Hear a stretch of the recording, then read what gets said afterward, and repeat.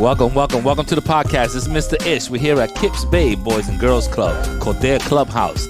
And guess what? Episode number 3 of the top ranking. This is the top ranking show. I ain't gonna lie to you. From all the other shows. Top ranking show. This is, what is it? I forgot the name of the show already. Jesus Christ. Street Smarts. Street Smarts episode number 3. And in this episode, we're gonna change it around a little bit. We're gonna switch it in the sense that we're going to act like we're the bystander. So we're gonna take it from there. Please introduce yourself. Give me your name, your age. My name is Malik Michelle, and I am 9. You're 9 years old. First time podcast? Yes. That's what you get. First timer. Appreciate it. Taking a chance on me. Next. My name is Calvin Jackson, and I'm 9 years old. Another one. Next. My name is Mason Sanchez, and I'm 9. Mason, you gotta wait for the bomb. The bomb, that's for DJ Khaled. I don't have nothing for you. Let me see if I got something for you. Go ahead. What's your name? My name is Mason Sanchez, and I'm 9. That's it. That's all I got for you, Mason. All right, guys. Welcome to episode number 3.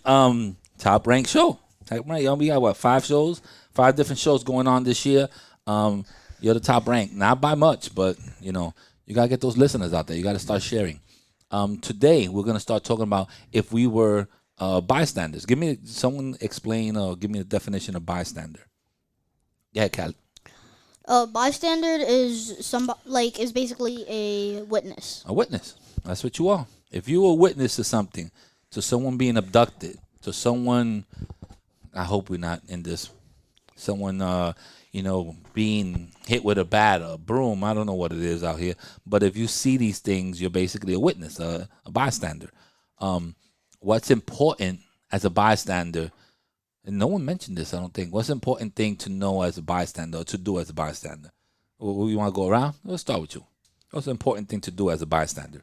Important thing to do as a bystander is that you make sure that you see what's happening around you, and that if somebody's getting kidnapped, you have to make sure if somebody's going to ask you if what happened. Yeah, the most important thing is that you don't get involved. That you're not being kidnapped, because someone else could be being kidnapped, and you like right in the van, and you're like, you know what, 2 for 1. I mean, just grab 2 of these kids instead of 1. So you got to make sure you don't get involved in that way. But that also comes into a fight. If someone is fighting and they're hitting each other with sticks and all that, if you try to get in, guess what? Most of the time, the innocent bystander is the one that gets hurt. What's another important thing as an innocent bystander? We're going to go around that we should do or that we should be aware of. We should be aware of the license plate of the vehicle, or if it's not a vehicle, that if it's a different scenario than getting kidnapped in a vehicle, then you should be aware of, you should have details on the person. Yeah. I mean, color, details. I mean, the only thing that I can't tell you, if somebody gets hit with a scooter around here, every scooter was burgundy, and every scooter looks like it's already crashed. So you might give the police that detail. It's not that precise, but if there's a moving violation or someone gets hit, crossing the street or something like that, if you could remember that, the car was white and it had red wheels or something like that, then that's an important thing to tell the cops. So that's definitely a good one. And another thing, you should check the streets if you're getting kidnapped first and see the color of the car. Yeah, that might be useful if you ever get to escape. Hopefully you do, but know your surroundings, know where you was at, what avenue you was at. Time of day is also important. And the clothes that the guy that kidnapped you was wearing. Yeah, but we're going by the bystander. We're not going as if you were the one being kidnapped. So we got to go like if someone got kidnapped and you're witnessing it. So if you're witnessing it and you're the bystander, yes, it's important that the guy, he had green pants and a blue sweater. That's important. I mean, when you're being kidnapped, I don't think that you're worrying too much about what he had on. You trying to already, in your mind, work on defense and getting away. So, but as a bystander, it's definitely important that hey, the guy had green pants, he had blue sweater on, he had braids, he had this, he had that. As much information as you could give the police, that'll be great. What's another important thing as a bystander that we should know? Go ahead, Kyla. The car or the like the brand of the car. Yeah, the make. If you could remember, I mean, it would also be important. If I'm pretty sure that if you got hit by a smart car, you know the difference between a smart car and a van, right? Yeah, it's a big car, it's a little car. It was a convertible, wasn't a convertible. A lot of you guys know the higher end cars, the BMWs, those types of cars. Mercedes. But if it was a truck, anything like that. So those things are important if you can figure it out. But the color is also important. And maybe you may not get the brand of the car, but if you say, hey, he went down University and it was about 3:20, I remember because they said it on the on the store clock or whatever, then maybe they could grab a camera and they'd be like, okay, he did describe a red car going down University at this time, and that could give them more information. So anything that you could grab that you could remember is important. What else you as a bystander could we do to maybe help the police or help someone in that position? Go ahead, Kylie. We can't have no Check the silence. license plate. License plate is very important. Out of state plates. How they look different than New York plates. No paper plates. No plates. Describe the man's face and what he's wearing. Yeah, if you happen to know different was he African American? Was he Puerto Rican? Did he look like he was light skinned? He was dark skinned, curly hair, long hair, all that stuff. Take a video. With Oh, it now you're or going a into picture. the next stage. If at 9 years old you have a phone and you could do video, then that's all well. If someone is having a fight or something and you videotaping them, you may getting into a little dangerous territory because they may see that you videotaping them and not be too happy with it, and then that might cause them to turn on you. So you have to be careful with that. What's another good thing we should do? Another good thing you can do is check the date. Like make sure you know the date of when it happened. When it happened. Saturday, Sunday, afternoon, evening. It was raining. It wasn't raining. It was cloudy. It was the sunlight. And also the time that it happened in. Time is important. And the weather too. And the what? Weather. The weather, yeah. Or That's all I'm just saying. You're not listening. You got headphones. You're not listening. What else? As bystanders, what else could we do to help out the police, or maybe even help out the person? There's one that you guys haven't said, and this is the key for anything. This is the key for anything. I would say make noise. See somebody scream. You should all have a scream test and see how loud you can scream. I do it with my daughters all the time. I go to Randall's Island and I let them scream as loud as they can scream. And then you kind of realize, you recognize their scream as a parent. You'd be like, okay, that's Liana, that's this one.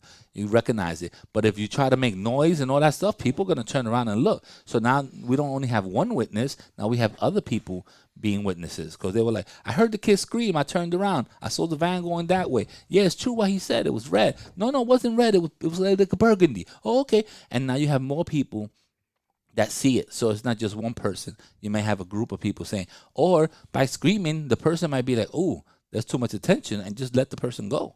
If it's abduction or something like that.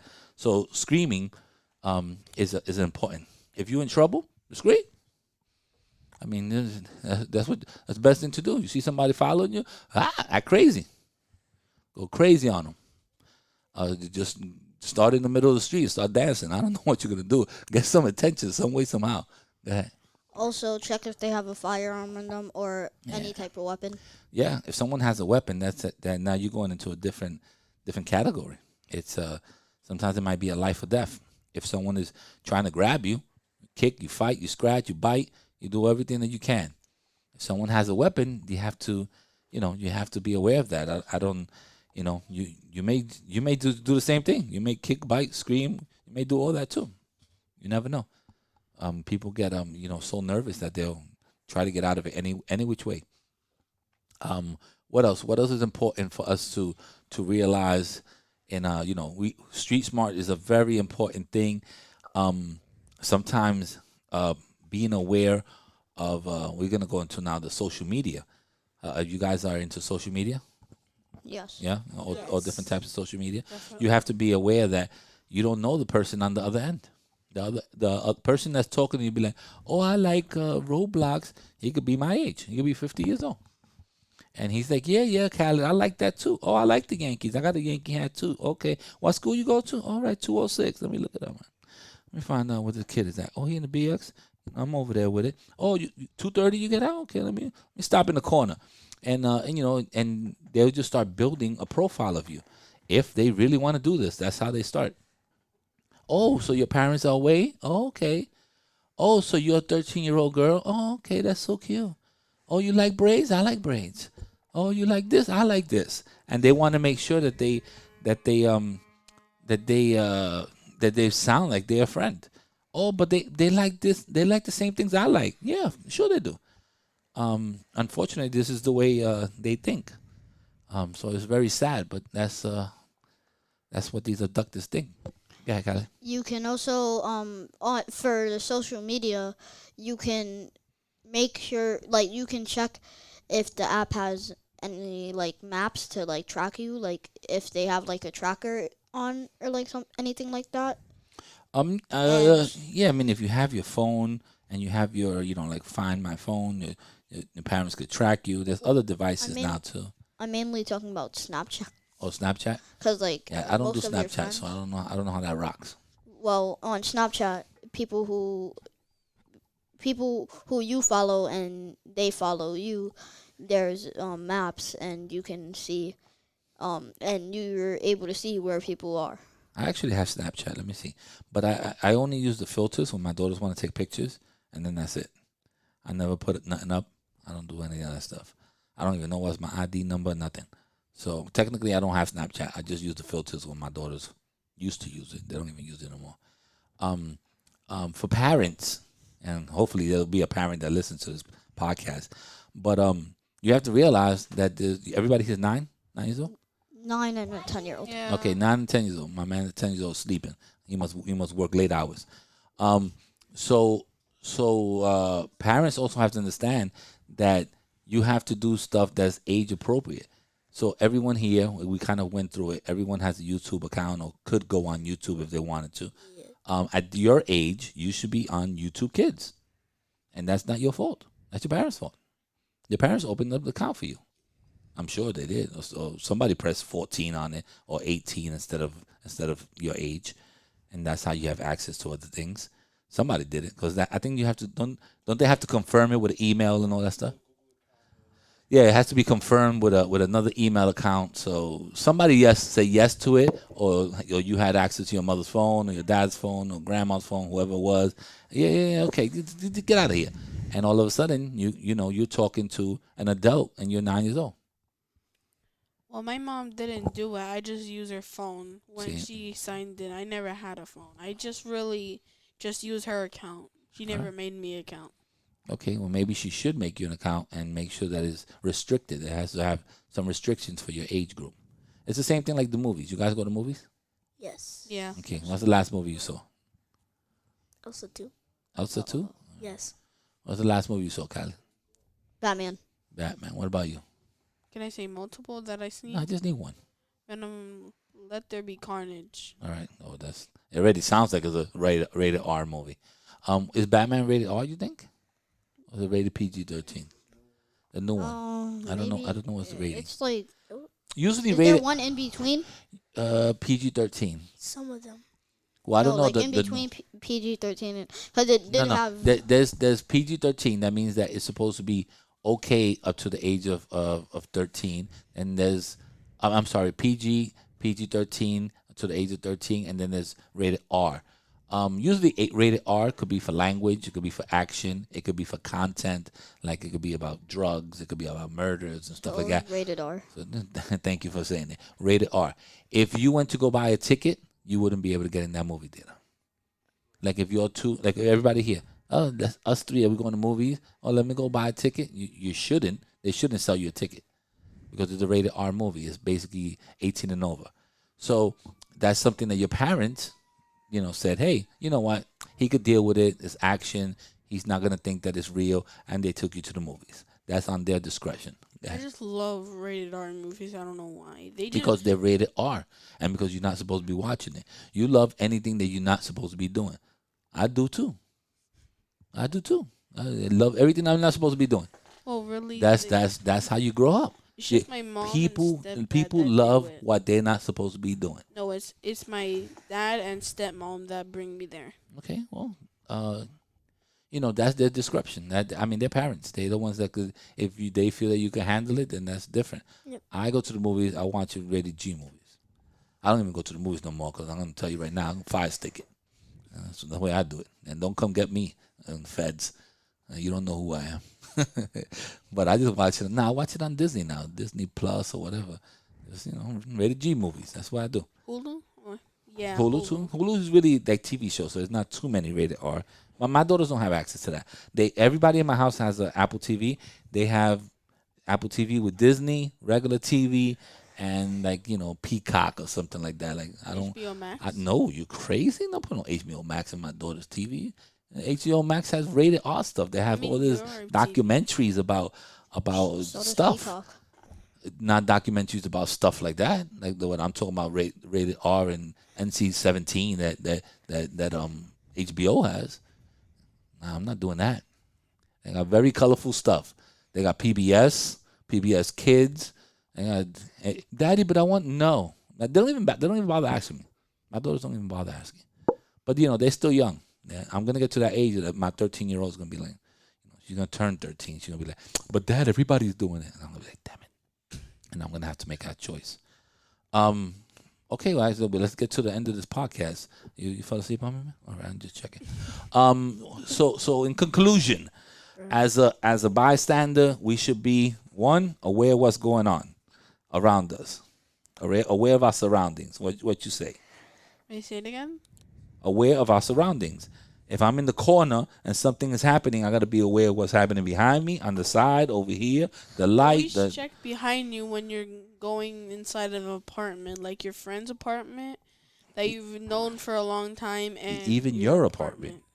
I do that all the time. I keep my key.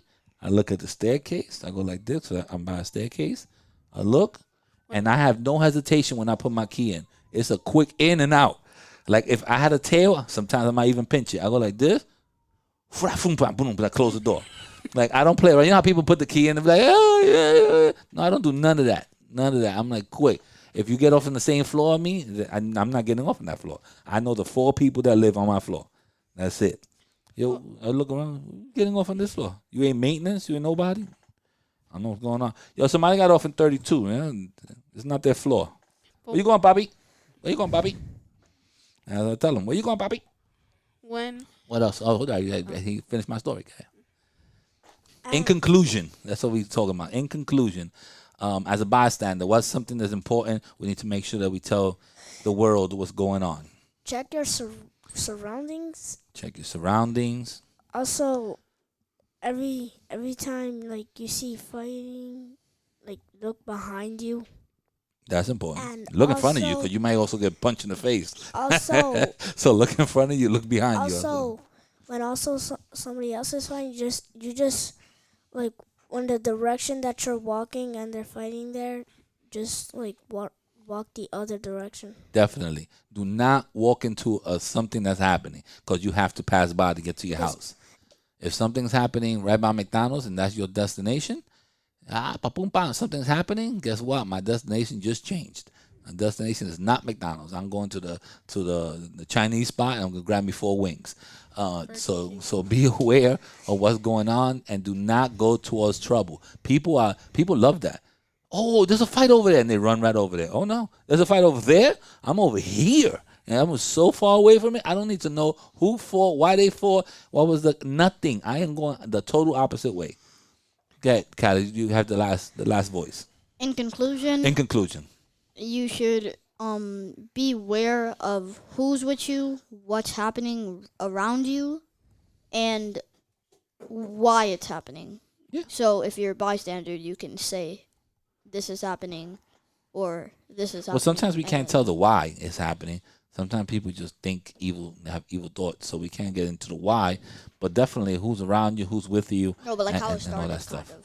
Like if it started because, like, let's say Mason says something to Malik, and they just got into a like complete random fight, then you can say how it started. I got you. So that's snitching though. That's different. That's not bystander. That's snitching. But I'm working with you. All right, guys. Thank you very much. I know that it's a serious topic, but every once in a while I gotta laugh. Y'all can say your goodbyes. This is episode number 3, Street Smarts, and this is just being a bystander. You know, be a good bystander or be far away from where it's happening at. Everybody say their goodbyes. Bye. Check. 1 2 1 2. Check. Check. Stay tuned for episode number 4 coming soon.